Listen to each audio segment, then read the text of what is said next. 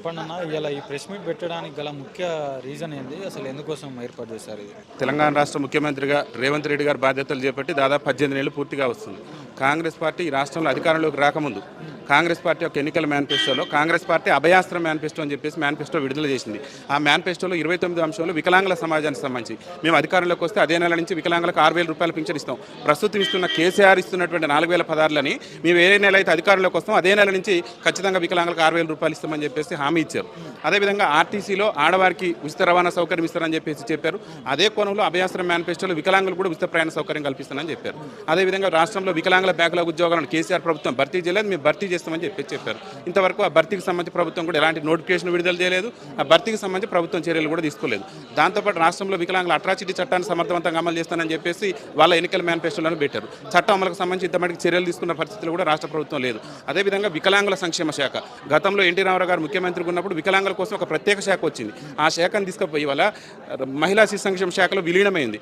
ఆ శాఖను మేము ఖచ్చితంగా మేము అధికారంలోకి వస్తే గత టీఆర్ఎస్ ప్రభుత్వం ఆ శాఖను మహిళా శిశు సంక్షేమ శాఖలో విలీనం చేసింది కాబట్టి మేము అధికారంలోకి వస్తే వికలాంగుల సంక్షేమ శాఖను ప్రత్యేక శాఖ గుర్తిస్తానని చెప్పేసి రేవంత్ రెడ్డి గారు పీసీసీ అధ్యక్షుని హోదాలో కాంగ్రెస్ పార్టీ ఎన్నికల మేనిఫెస్టోని విడుదల చేసిండు. దాంతోపాటు ముఖ్యంగా స్థానిక సంస్థల ఎన్నికల్లో వికలాంగులకు రాజకీయ రిజర్వేషన్ కల్పిస్తామని చెప్పేసి ఏఐసీసీ ఎన్నికల మేనిఫెస్టోలో రాజస్థాన్, ఛత్తీస్గఢ్లో ఏ విధంగా అయితే వికలాంగులకు రాజకీయ రిజర్వేషన్ ఉందో అదే కోణంలో తెలంగాణలో కూడా వికలాంగులకు రాజకీయ రిజర్వేషన్ కల్పించేందుకు మా కాంగ్రెస్ పార్టీ కట్టుబడి ఉందని చెప్పేసి ఏఐసీసీ ఎన్నికల మేనిఫెస్టోలో పెట్టుకురు.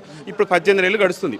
రేవంత్ రెడ్డి ఇస్తానన్నటువంటి 6,000 రూపాయల పింఛన్ ఇంతమటికి దిక్కు లేదు, దివానం లేదు. తెలంగాణలో వికలాంగుల సమాజం పింఛన్లు చాలని పింఛన్లతోనే దుర్భరమైనటువంటి జీవితాలు గడుపుతుంది. తక్షణమే ఆ పింఛన్ 6,000 రూపాయలు ఇవ్వాలని చెప్పేసి ఏదైతే మీరు ఆడవాళ్ళు ఇవాళ ఆర్టీసీలో ఉచిత రవాణా వికలాంగులకు ఇస్తానని మీ పార్టీ చెప్పింది. ఇలా మహిళలకు ఇచ్చి వికలాంగుల సమాజానికి ఇవ్వలేదంటే వికలాంగుల సమాజాన్ని మోసం చేస్తున్నట్టు, వికలాంగుల సమాజం పట్ల వివక్ష ప్రదర్శిస్తున్నట్టే కదా.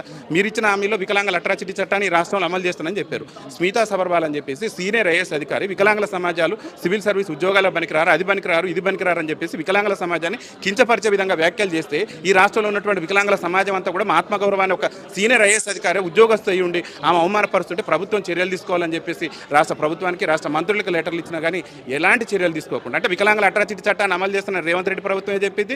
రేవంత్ రెడ్డి ప్రభుత్వంలో ఉన్నటువంటి ఒక సీనియర్ ఐఏఎస్ అధికారి వికలాంగుల సమాజాన్ని కించపరిస్తే చర్యలు తీసుకోదు. అంటే వికలాంగుల సమాజం పట్ల రేవంత్ రెడ్డి కూడా వివక్ష ప్రదర్శిస్తున్న అనేది స్పష్టంగా అర్థమవుతుంది కదా.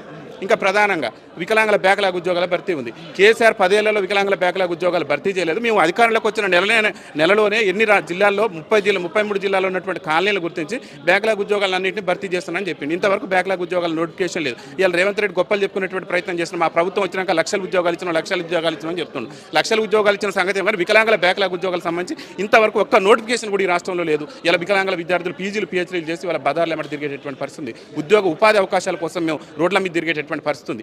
స్థానిక ఎన్నికలు కూడా రాబోతా ఉన్నాయి కదన్న, అంటే నమ్మించి మోసం చేసిన రేవంత్ రెడ్డి గారి కాంగ్రెస్ పార్టీకి ఏ విధంగా ఉండబోతుంది రేపు రాబోయే ఎన్నికల్లో? ఇలా రేవంత్ రెడ్డి కలలుగా అంటుండు కాంగ్రెస్ పార్టీ ఏదో మొత్తం కూడా మాయమాటలతో ప్రజాస్వామ్యాన్ని కూని చేస్తుండు. ముఖ్యంగా తెలంగాణ రాష్ట్రంలో అట్టడుగు నుండి దుర్భర జీవితాలు గడుపుతూ రేవంత్ రెడ్డి ముఖ్యమంత్రి పీఠ మీద కూర్చోడానికి మూల పురుషులైనటువంటి వికలాంగుల సమాజాన్ని మోసం చేసిండు. ఇక స్థానిక సంస్థల ఎన్నికల్లో ప్రభుత్వానికి సమరమే. ఇక ప్రభుత్వం స్థానిక సంస్థలు ఎన్నికల్లో ఎదుర్కోలేము, ప్రజలకు ఇచ్చినటువంటి హామీలు విస్మరించడం కాబట్టి 18 నెలల నుంచి రాష్ట్ర ముఖ్యమంత్రి ఎన్నికలు పెట్టలేకపోతుంది. భయం అవుతుందా రేవంత్ రెడ్డి గుండెలో రైలు పరిగెత్తుతున్నాయి. మనం అన్ని సామాజిక వర్గాలు లేవు కానీ అసలు అట్టడుగున్న వికలాంగుల సామాజిక వర్గాన్ని మోసం చేసిన తెలంగాణ రాష్ట్రంలో 30 లక్షల మంది వికలాంగులు ఉన్నారు. ఆ వికలాంగులు వాళ్ళ కుటుంబ సభ్యులు, వాళ్ళ బంధుమిత్రుల ఓట్లు ఇవన్నీ కూడా ప్రభావితం చేస్తే రేపు గ్రామ పంచాయతీ ఎన్నికల్లో మాకు దిక్కు తట్టా బుట్ట చదువుకొని మన ప్రభుత్వం, మన పార్టీ కూడా పూర్తి స్థాయిలో కూడా ప్రజాదరణ కోల్పెట్టేటువంటి పరిస్థితి ఉందని చెప్పేసి మొన్నటి వరకు స్థానిక సంస్థల ఎన్నికలు వాయిదా చేస్తూ వచ్చిండు. ఇక ప్రతిపక్షాలు గగ్గోలు పెడుతున్నారు, మీరు ఎప్పుడు ఎన్నికలు పెడతారు? ప్రజాస్వామ్యంలో కేంద్ర ప్రభుత్వం నుంచి పంచాయతీరాజ్కి రావాల్సినటువంటి నిధులు రాక గ్రామ పంచాయతీలు అప్పుల కుప్పలను మూలుగుతున్నాయి. రాష్ట్రం అభివృద్ధి చెందట్లేదు, గ్రామాల అభివృద్ధి చెందట్లేదు. కాబట్టి ఎన్నికలు నిర్వహించాలని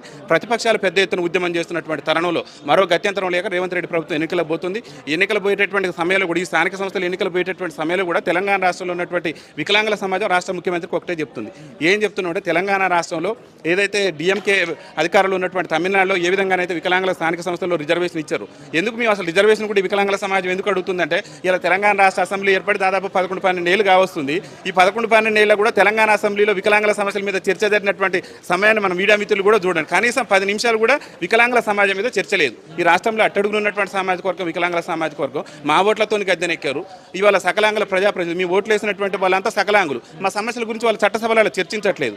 అంటే వాళ్ళ చట్టసభలలో మా సమస్యల గురించి చర్చించట్లేదు కాబట్టి మాకే రిజర్వేషన్ ఉంటే ఇవాళ విద్యా ఉద్యోగ రంగాల్లో రిజర్వేషన్ ఉంది కాబట్టి మాకు విద్య ఉద్యోగ రంగాల్లో అవకాశాలు వస్తున్నాయి, రాజకీయ రంగంలో అవకాశం లేదు. కాబట్టి ఈ దేశానికి స్వతంత్రం వచ్చిన 70 ఏళ్ల నుంచి కూడా సకలాంగుల పాలకుల చేత అణచివేతకు గురినాం. కాబట్టి మాకు స్థానిక సంస్థల ఎన్నికలు, స్థానిక సంస్థలతో పంచాయతీ నుంచి మొదలు పెడితే పార్లమెంట్ వరకు రాజకీయ రిజర్వేషన్ ఇవ్వని అడుగుతున్నాం. అయితే రేవంత్ రెడ్డి ఇప్పుడు పార్లమెంట్లో అంటే బీజేపీ ప్రభుత్వం ఉంది, ఆయన ఒత్తిడి చేయలేడు. ఎందుకంటే ఇక్కడనే ఉన్నటువంటి స్థానిక రాష్ట్రంలోనే స్థానిక సంస్థల రిజర్వేషన్ ఇవ్వలేను రేవంత్ రెడ్డి, పంచాయతీలు ఇవ్వలేడు. కాబట్టి రేవంత్ రెడ్డికి వికలాంగుల సమాజం పట్ల చిత్తశుద్ధి ఉంటే పంచాయతీ ఎన్నికల్లో రిజర్వేషన్ కల్పించడానికి ప్రభుత్వానికి వచ్చినటువంటి ఖర్చు కూడా ఏమీ లేదు. ఈ మధ్యన చెప్తుండే ముఖ్యమంత్రి గారు, నన్ను కోసిన రూపాయి లేదు, నిన్ను గొయ్యకుండానే వికలాంగులకు రిజర్వేషన్ ఇవ్వచ్చు.